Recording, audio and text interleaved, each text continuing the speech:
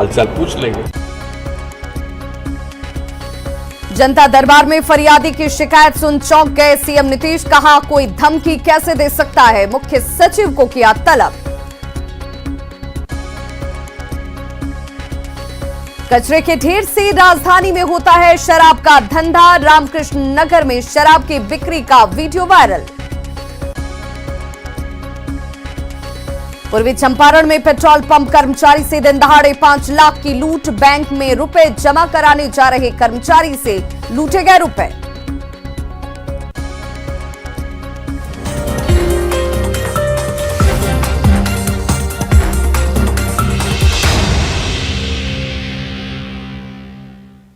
नमस्कार, आप देख रहे हैं अपना बिहार। मैं हूं आपके साथ विभा उपाध्याय। पिछले एक हफ्ते में देश के कई राज्यों में हिंसा भड़की। कई जगहों पर सांप्रदायिकता की आग जानबूझकर भड़काई गई। जैसा कि 2 दिन पहले दिल्ली में हुआ। धर्म की आड़ में हिंसा की वारदातों पर सीएम नीतीश ने अपनी चिंता जाहिर की और कहा कि जो लोग धर्म की आड़ में दंगा करते हैं उनका धर्म से कोई वास्ता नहीं है।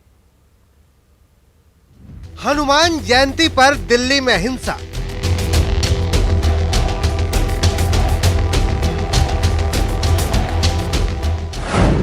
रामनवमी पर देश के 10 राज्यों में हिंसा।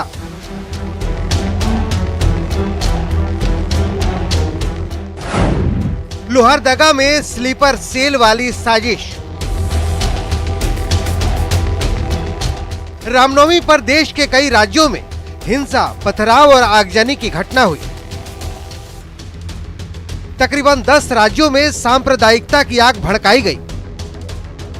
हनुमान जयंती पर राजधानी दिल्ली के जहांगीरपुरी में भी हिंसा भड़की। हनुमान जन्मोत्सव के दौरान निकली शोभा यात्रा के दौरान पथराव किया गया। देश के अलग अलग हिस्सों में रामनवमी और हनुमान जयंती के मौके पर हुई हिंसा की घटनाओं को लेकर मुख्यमंत्री नीतीश कुमार ने चिंता जताई है। नीतीश कुमार ने साफ तौर पर कहा है कि दंगा फसाद और गड़बड़ी करने वालों का धर्म से कोई लेना देना नहीं है। सब अपने अपने धर्म का, मजहब का पालन कीजिए, कोई रोके हुए थोड़ी है। सब तरह से कीजिए अपना जो भी करते हैं, लेकिन अगर आप सचमुच पूजा में विश्वास करते हैं तो ठीक से पूजा करिएगा तब ना। एक दूसरे से झगड़ा करना से पूजा का कोई संबंध है? अगर कोई भी किसी कम्युनिटी का हो, अगर आपस में इस तरह का कोई विवाद करता है तो मान लीजिए कि उसको धर्म से कोई मतलब नहीं। धर्म के नाम पर दूसरे जगह चाहे जितनी आग लगाई जाए, लेकिन नीतीश कुमार का दावा है कि बिहार में माहौल शांतिपूर्ण है। नीतीश कुमार ने 2006 से पहले वाले बिहार में सामाजिक माहौल का भी हवाला दिया। कोई भी समुदाय का, कोई भी धर्म का अवसर रहता है, कुछ भी रहता है, तो पूरा का पूरा पूरे प्रशासन को, पूरे पुलिस तंत्र को, सबको अलर्ट रखा जाता है कि एक एक चीज पर नजर रखिए, कोई आपसी विवाद न हो। तो हम लोगों के यहाँ तो बहुत कम न के बराबर होता है और एक एक चीज पर पूरा का पूरा कॉन्शसनेस है। आप याद कर लीजिए ना, 6-7 से ही देख लीजिए कितना ज्यादा एक एक चीज पर नजर रखी जाती है, कहीं भी कुछ होता है। तो इस बार भी तो अभी स्थिति ठीक है। देश में एकाएक माहौल तनावपूर्ण हो गया है। अमन की फिजाओं में नफरत घोलने की कोशिश हो रही है। सवाल ये है कि आखिर देश का माहौल कौन बिगाड़ रहा है? कौन है जो अमन का दुश्मन है? कौन है जो भाईचारे को नफरत की आग में झुलसाना चाहता है? पटना से न्यूज़ 18 के लिए शैलेंद्र कुमार की रिपोर्ट। सीएम नीतीश ने कई मुद्दों पर खुलकर अपनी राय रखी। मंत्रियों के विवादित बयान पर सीएम ने कहा कि हर चीज पर उनकी नजर है और अगर कोई विवादित बयान देता है तो वे मंत्रियों को खुद ही फोन लगा देते हैं। अगर स्टेटमेंट पे आए तो हमको बता दीजिएगा फोन से, हम तुरंत पूछ लेंगे उनसे क्या के लिए बोल रहे हैं। हमारे पास तो कहीं कुछ होता है तो तत्काल पूछ लेते हैं, इसलिए ऐसा कुछ नहीं है। कोई भूल से कोई चीज़ बोल दिया हो तो बात अलग है, लेकिन हम लोग तो अलर्ट रखते हैं कि भाई सब चीज़ में नहीं कुछ इंटरफेयर। वहीं विशेष राज्य के दर्जे की बात पर भी मुख्यमंत्री नीतीश कुमार ने बड़ी साफ गोई से अपनी बातों को रखा। मुख्यमंत्री नीतीश कुमार ने कहा कि विशेष राज्य का दर्जे को लेकर सब चीज लगातार कई सालों से रखी जा रही है। जब भी जरूरत पड़ती है हम इसे सामने रखते हैं। इसे अभी इशू बनाने से कोई फायदा नहीं है। सब तो हमारा है ही है, वो सब तो है ही, लेकिन अभी कोई चर्चा इसकी करने की ज़रूरत नहीं है। ये सब तो हम लोग शुरू से करते ही रहते हैं, काम भी करते रहते हैं, और जो बिहार को ज़रूरत रहती है उसके लिए बात भी करते रहते हैं, डिमांड भी करते रहते हैं, लेकिन इसको कोई इशू बनाने से अभी क्या फायदा है। वहीं प्रशांत किशोर और कांग्रेस की नजदीकियों को लेकर मुख्यमंत्री नीतीश कुमार ने टिप्पणी करने से साफ तौर पर इनकार कर दिया। सीएम ने कहा कि प्रशांत किशोर से उनके संबंध व्यक्तिगत रहे हैं, लेकिन राजनीतिक फैसलों को लेकर कोई बातचीत नहीं होती। प्रशांत क्या कर रहे हैं ये उनकी मर्जी है। वो अपना अधिकार है, राजनीतिक रूप से कोई क्या करना चाहता है उसका अपना अधिकार है। हमसे व्यक्तिगत संबंध रहा है भी, लेकिन मुझसे जब बातचीत होती है कभी भी, तो ये सब बात तो कभी नहीं होती। तो हम तो पहले भी बता चुके हैं, मेरी तबीयत खराब थी तब करना, या दिल्ली गए हुए थे तो हालचाल लेने के लिए, तो हमसे जो संबंध है दूसरा है। लेकिन राजनीतिक रूप पर तो सबको अधिकार न है भाई कि कौन क्या करना चाहता है। तो सबसे पहले किनके साथ था? बीजेपी के साथ था, मान लीजिए हम लोगों के साथ आया, फिर कहाँ चला गया, कहाँ गया, तो उसकी अपनी इच्छा न है भाई। किसी भी व्यक्ति की अपनी इच्छा, उसमें हम क्या इंटरफेरेंस करें कि कहाँ किन से बातचीत हो रही है, नहीं बातचीत हो रही है। हाँ, हमसे फिर अगर बातचीत होगी तो हालचाल पूछ लें। मुख्यमंत्री नीतीश कुमार आज एक बार फिर गुस्से में नजर आए। दरअसल सीएम के जनता दरबार में जब एक फरियादी ने इंदिरा आवास को लेकर जान पर धमकी मिलने का आरोप लगाया, तो सीएम ने सीधे मुख्य सचिव को तलब कर अधिकारियों को सख्त निर्देश दिए।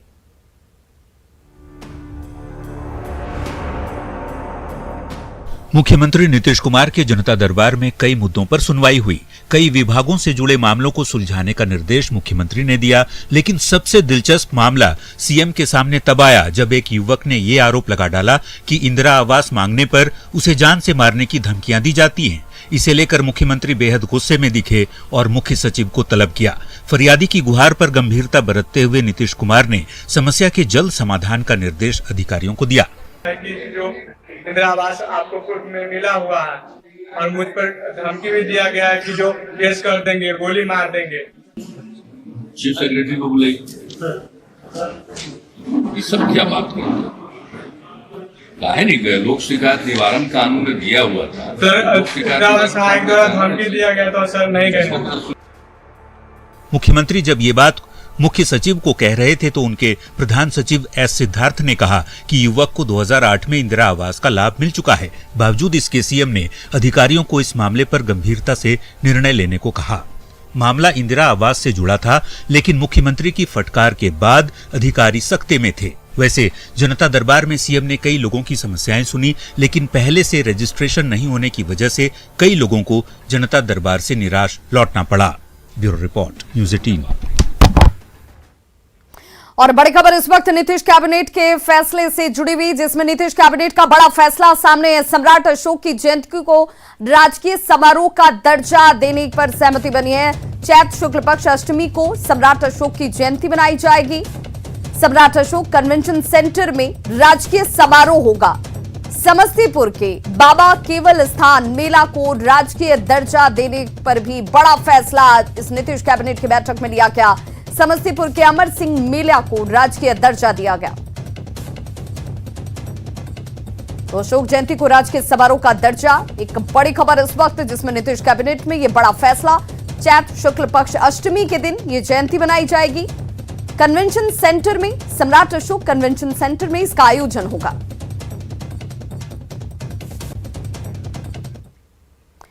पटना के कंकड़बाग इलाके में नगर निगम के कर्मचारियों की अवैध वसूली का वीडियो बनाने वाले युवक को निगम कर्मियों ने दौड़ा कर पीटा, जबकि कल दरभंगा के बहेड़ा थाने में शराब का खुलासा करने वाले युवक के साथ पुलिस की बदसलूकी का वीडियो वायरल हुआ। सवाल है कि क्या बिहार में सच दिखाना मना है?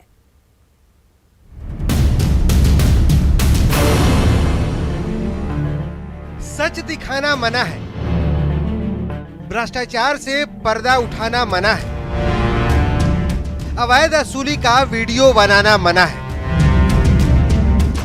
शराब की शिकायत करोगे तो खैर नहीं। पटना की सड़कों पर पिटते इस युवक को देखिए। नाम है चंदन कुमार और गुनाह है भ्रष्टाचार से पर्दा उठाने की कोशिश। चंदन की माने तो निगम के कर्मचारी सड़क किनारे दुकान लगाने वालों से अवैध वसूली करते हैं और जब उसने अवैध वसूली का वीडियो बनाने की कोशिश की तो उस पर निगम के कर्मचारी टूट पड़े, दौड़ा दौड़ा कर मारा। तब तक मारते रहे जब तक चंदन की सांसें नहीं फूल गईं। ये लोग अवैध वसूली करते हैं। हाँ। कागज काट के भी देते हैं, कागज नहीं काट के भी देते हैं। अच्छा अच्छा। 500, 1000, 5000 जो इन लोगों का मन करता है वो लेते हैं। ये लोग कौन थे? नगर निगम वाले। क्या वीडियो बना रहा था? हाँ। ये इकलौता मामला नहीं है। रविवार को दरभंगा के बहेड़ा थाने में भी एक युवक के साथ बदसलूकी हुई। हाथ में शराब की बोतल लेकर युवक ने थाने में फेसबुक लाइव किया था। फेसबुक लाइव के जरिए शराब कारोबारी और पुलिस की पोल खोल रहा था, जिससे पुलिस वाले भड़क गए और जो किया वो आप इस वीडियो में आ रही आवाज से समझ सकते हैं। अगर आपको मारना है तो मुझे गोली मार दीजिए। मुझे गोली मार दीजिए, मेरे पास सबूत है सर। सबूत है, मुझे गोली मार दीजिए, लेकिन मैं सच बोल रहा हूँ सर। हालांकि पुलिस ने आरोपी को क्लीन चिट दे दी है और एसएसपी आरोप लगाने वाले युवक को भी गलत बता रहे हैं। तो ये लगता है एक एंगल की कहीं कोई आपसी दुश्मनी है किसी चीज़ को लेकर, जिसके कारण उनके घर पे बार बार वो छापेमारी करवाई जा रही है। दूसरा तो अब गोविंद के विरुद्ध कोई साक्ष्य अभी तक हम लोग को नहीं मिला, तो उसको कल पीआर बॉन्ड पे छोड़ दिया गया थाने से। अब रह गई बात कि शराब इसके पास से कहाँ से आया और क्या आया। मुख्यमंत्री लोगों से अपील करते हैं कि वो भ्रष्टाचारियों की पोल खोलें, लेकिन सवाल है कि क्या पोल खोलने पर पिटाई होगी। अगर आपको मारना है तो मुझे गोली मार दीजिए। मुझे गोली मार दीजिए, मेरे पास सबूत है सर। सबूत है, मुझे गोली मार दीजिए, लेकिन मैं सच बोल रहा हूँ सर। न्यूज़ 18 के लिए पटना से धर्मेंद्र और दरभंगा से विपिन कुमार दास की रिपोर्ट। जिला उत्पाद अधीक्षक अविनाश प्रकाश के ठिकानों पर दिसंबर में रेड पड़ी थी। छापेमारी में आय से 151% अधिक संपत्ति का पता चला था। अविनाश प्रकाश पर निलंबन की तलवार लटक रही थी, लेकिन उनकी पोस्टिंग बेगूसराय के जिला उत्पाद अधीक्षक के पद पर कर दी गई। अब विपक्ष सवाल उठा रहा है और मद्य निषेध अधीक्षक कुछ भी बोलने से बच रहे हैं। इस तस्वीर को देख लीजिए, ये है बेगूसराय के उत्पाद अधीक्षक अविनाश प्रकाश। अभी चंद महीने पहले की बात है। 8 दिसंबर 2021 को अविनाश प्रकाश के कई ठिकानों पर विशेष निगरानी इकाई ने एक साथ छापा मारा था। एसवीयू की टीम जब पटना के फुलवारी शरीफ में 17 कट्ठा में बने इनके आलीशान फार्म हाउस में पहुंची तो साज सज्जा देखकर सबके होश उड़ गए। छापेमारी में जेसीबी मशीन, गाड़ी, बैंक बैलेंस के साथ साथ कई स्थानों पर जमीन जायदाद और निवेश के कागजात मिले थे। अविनाश प्रकाश की आय से अधिक 151% अधिक संपत्ति का पता चला था। तब निगरानी थाने में मामला भी दर्ज हुआ था। एफआईआर के आधार निलंबन की बात भी हुई थी, लेकिन हुआ उसके एकदम उलट।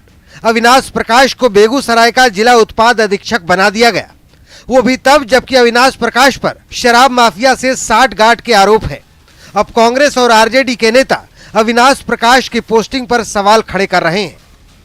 देखिए, ये सरकार अपने को बचाती है, दूसरे को फंसाती है, और जो लोग नजराना देने में कामयाब हो जाते हैं उनको तो पूरी तरह से बचाती है। कितने अधिकारियों पे इस तरह की कार्रवाई हुई है, लेकिन क्या रिजल्ट आया?